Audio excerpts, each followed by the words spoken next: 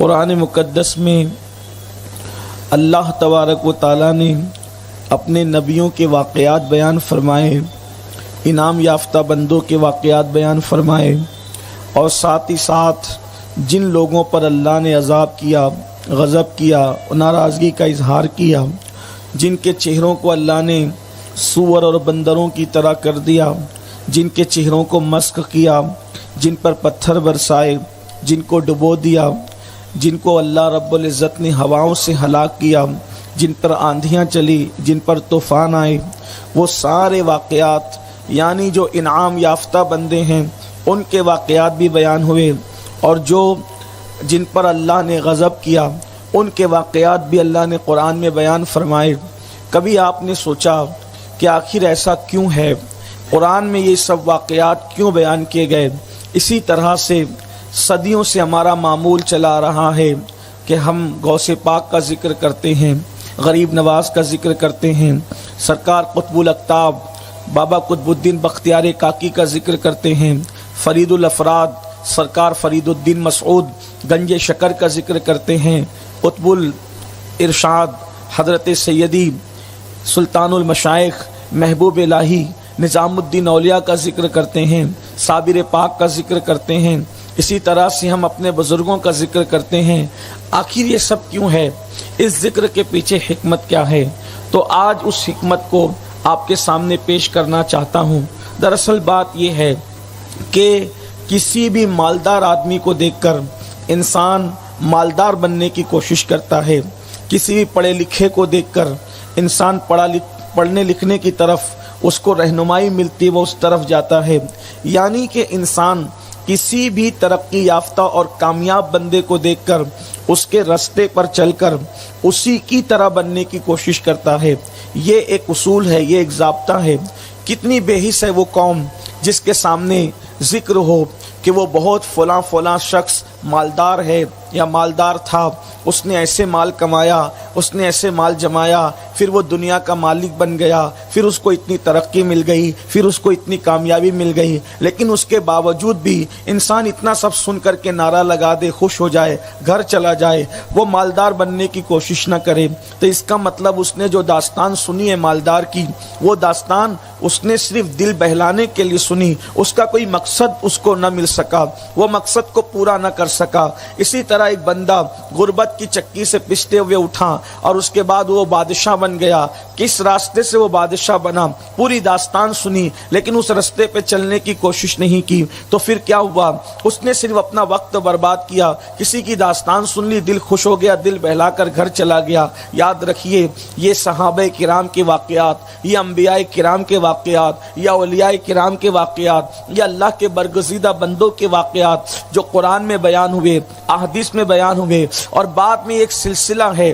اللہ والوں کا ذکر کرنے سے رحمتوں کا نزول کیوں ہوتا ہے؟ اللہ والوں کا ذکر اللہ کے لشکروں میں سے ایک لشکر کیوں ہے؟ اللہ والوں کا ذکر دلوں کو زندہ کرتا ہے، اللہ والوں کا ذکر مردہ دلوں میں جان پیدا کرتا ہے، اللہ والوں کا ذکر جہاں ہوتا ہے وہاں رحمتوں کا نزول ہوتا ہے، وہاں دعائیں قبول ہوتی ہے۔ آخر یہ سب کچھ کیوں ہے؟ اس کا مطلب یہ ہے میرے پیارے آقا صلی اللہ علیہ وآلہ وسلم کے پیارے دیوانوں، یعنی لوگوں کے سامنے جب نیکوں کا ذکر ہوگا، پرہیزگاروں کا ذکر ہوگا، متقیوں کا ذکر ہوگا، اللہ کے ولیوں کا ذکر ہوگا، اللہ کے محبوب بندوں کا ذکر ہوگا، تو مطلب کیا ہے؟ مطلب یہ ہے کہ کس راستے پہ چل کے یہ لوگ اللہ والے بنے، اس راستے پر ہم بھی چلیں تاکہ ہم بھی اللہ والے بن جائیں۔ یہ بات اپنی جگہ مسلم ہے کہ ہم غوث پاک کی طرح نہیں بن سکتے، یہ بات اپنی طرح مسلم ہے کہ ہم لوگ محبوب الہی کی طرح نہیں بن سکتے، یہ بات اپنی جگہ حق ہے کہ ہم لوگ قطب الاقطاب بابا قطب الدین بختیار کاکی کی طرح نہیں بن سکتے، لیکن اتنا تو ضرور ہے اگر ہم ان کے راستے پر چلیں گے، ہم ان کی راہ پر چلیں گے، ان جیسے نہ بن سکیں لیکن کم از کم ان کے صدقے میں ہمیں کچھ تو حصہ نصیب ہوگا، ہمیں کچھ تو خیرات نصیب ہوگی، ہمیں کچھ تو مقام ملے گا۔ دیکھو کنواں کنواں تو کنواں ہے, کنواں پانی سے بھرا ہوا ہے, لیکن ایک طاقتور انسان اگر ڈول نکالے تو وہ 50 ڈول نکال سکتا ہے, لیکن ایک دوسرا بندہ جائے گا, اگر وہ کمزور بھی ہے 50 نہ نکال سکا, کم سے کم 1 ڈول تو وہ نکال سکے گا, اور اتنا پانی تو اس کے ہاتھ آئے گا. میرے آقا صلی اللہ علیہ وآلہ وسلم کے دیوانوں, اسی طرح سے یہ اللہ والوں نے خدا کی معرفت کا جو جام پیا ہے, خدا کی محبت کا جو جام پیا ہے, خدا کی معرفت اور اس کی محبت کا جو جام پیا ہے, اس راستے چلیں گے تو کچھ نہ کچھ حصہ ہمیں بھی ملے گا. اللہ اکبر. آئیے اللہ رب العزت قرآن مقدس میں ارشاد فرماتا ہے,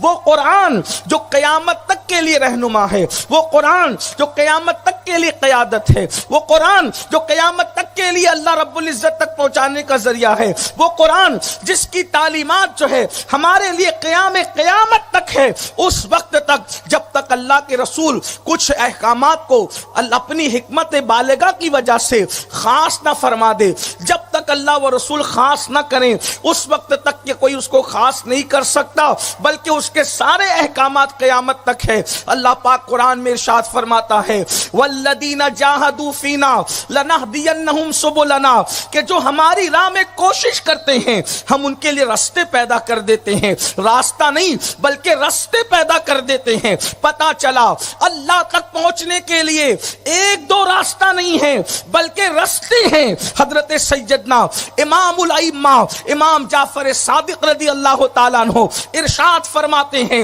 زمین کے اوپر جتنے ذرات ہیں اس سے زیادہ اللہ تک پہنچنے کے راستے موجود ہیں. انسان اگر کوشش کرے تو وہ اللہ تک پہنچ سکتا ہے. میرے آقا علیہ الصلوۃ والتسلیم کے پیارے دیوانوں, تو آئیے آج چونکہ سرکار غوث اعظم کی محفل ہے تو میں سرکار غوث پاک کی محفل میں آپ کے سامنے غوث اعظم نے ولی بننے کا جو طریقہ بتایا ہے آج اس پر کچھ گفتگو کرنے کی سعادت حاصل کرتا ہوں کہ انسان اللہ کا ولی کیسے بنتا ہے. غوث پاک نے ولایت کا نصاب اتنا آسان بیان کیا ہے, اگر انسان یاد کر کے اس رستے پر چلے تو یقیناً وہ مقام ولایت حاصل کر سکتا ہے. حالانکہ ولایت کی بہت قسمیں ہیں, لیکن کم از کم اتنا تو ہے کہ انسان اللہ کے غضب سے بچ کر اس کی دوستی کا مقام حاصل کر لے گا. میرے آقا علیہ الصلوۃ والتسلیم کے پیارے دیوانوں, اگر غوث پاک کے علاوہ کوئی عام انسان بیان کرتا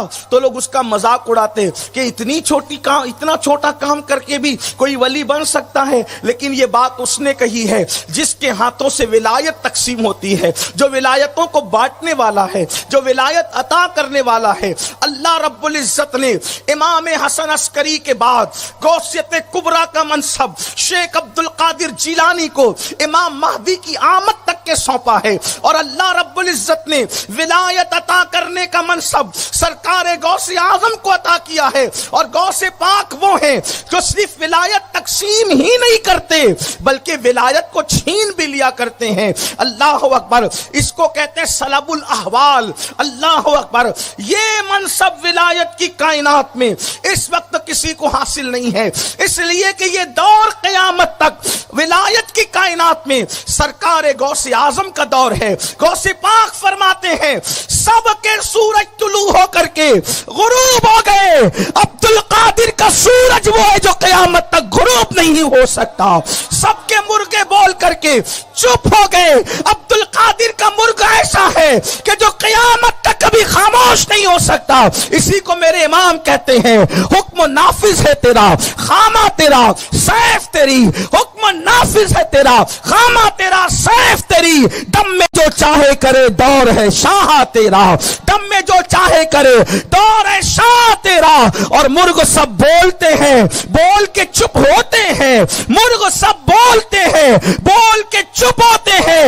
حاصل ایک نوا سنجا رہے گا تیرا, حاصل ایک نوا سنجا رہے گا تیرا. اللہ اکبر. آج یہ غوث پاک نے ولی بننے کا جو طریقہ بتایا ہے, اس سے پہلے ایک بات بتاؤں. میں نے کہا سلب الاحوال, ولایت چھین لینے کا حق بھی اللہ نے غوث اعظم کو عطا فرمایا.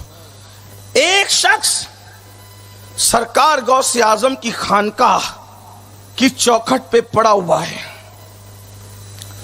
اور وہ آہوزاری کر رہا ہے. چوکھٹ پہ پڑا اور آہوزاری یعنی رو رہا ہے, گڑ گڑا رہا ہے. کوئی آتے ہیں تو ان سے کہتا ہے میری سفارش کر دو، شیخ عبد القادر جیلانی سے کہہ کے مجھے معاف کر دے۔ غوث پاک رضی اللہ تعالیٰ عنہ سے کسی نے کہا حضور وہ جو چوکھٹ پہ پڑا ہوا بندہ ہے گڑ گڑا رہا ہے، آپ سے معافی چاہتا ہے، آپ معاف فرما دیں۔ غوث پاک نے فرمایا جا میں نے اس کو معاف کیا۔ اتنا کہنا تھا کہ میں نے اس کو معاف کیا، وہ شخص ہوا میں اڑنے لگا اور اڑ کے جانے لگا۔ دیکھنے والے کو حیرت ہوئی کہ یہ ہوا میں اڑنے لگا، تو پوچھنے والے نے پوچھا غوث اعظم سے سرکار یہ تو ہوا میں اڑا ہے۔ فرمایا تو کیا سمجھا، وہ کون تھا تجھے معلوم ہے؟ کہا وہ اپنے وقت کا ابدال ہے، ابدال۔ کہا پھر وہ چوکھٹ پہ کیوں پڑا ہوا تھا؟ فرمایا چوکھٹ پہ اس لیے پڑا ہوا تھا کہ وہ ہوا میں اڑتے ہوئے جا رہا تھا، اور ہوا میں اڑتے اڑتے جب میری خانقاہ آئی تو میری خانقاہ کے اوپر سے اڑنے لگا کہ میں بھی ولی یہ بھی ولی، تو میں ان کی خانقاہ کا ادب کیوں کروں، کیونکہ ولی میں بھی ہوں ولی یہ بھی ہے، تو میں نے اس کو پٹک کے یہاں گرا دیا کہ میری خانقاہ کا اس نے ادب نہیں کیا۔ پھر اس نے گریہ وزاری کی، پھر اس کی توبہ قبول ہوئی اور پھر اس کا مقام اس کو عطا کر دیا گیا۔ آپ اندازہ فرمائیں یہ سرکار غوث اعظم کا مقام ہے۔ اللہ اکبر۔ اسی لیے تو میرے امام فرماتے ہیں سر بھلا کیا کوئی جانے کے ہے کیسا تیرا، سر بھلا کیا کوئی جانے کے ہے کیسا تیرا، اولیاء ملتے آ کے وہ تلوا تیرا، اگر چاہے تو ابدال کا مقام چھین لے اور چاہے تو چور کو ولایت کا مقام عطا فرما دے۔ کیا مقام ہے، کیا مرتبہ ہے ولایت کی دنیا میں۔ شیخ عبد القادر جیلانی جیسا ولی نہ ان سے پہلے ہوا نہ ان کے بعد کوئی ہو سکتا ہے۔ جو ولی قبل تھے یا بعد ہوئے یا ہوں گے، جو ولی قبل تھے یا بعد ہوئے یا ہوں گے، سب ادب رکھتے ہیں دل میں میرے آقا تیرا، سب ادب رکھتے ہیں دل میں میرے آقا تیرا۔ اور تو حسینی حسنی کیوں نہ محی الدین ہو، تو حسینی حسنی کیوں نہ محی الدین ہو، اے خضر مجمع بحرین ہے چشمہ تیرا، اے خضر مجمع بحرین ہے چشمہ تیرا۔ اور کیوں نہ قاسم ہو کہ تو ابن ابو القاسم ہے، کیوں نہ قاسم ہو کہ تو ابن ابو القاسم ہے، کیوں نہ قادر ہو کہ مختار ہے بابا تیرا، کیوں نہ قادر ہو کہ مختار ہے بابا تیرا۔ اللہ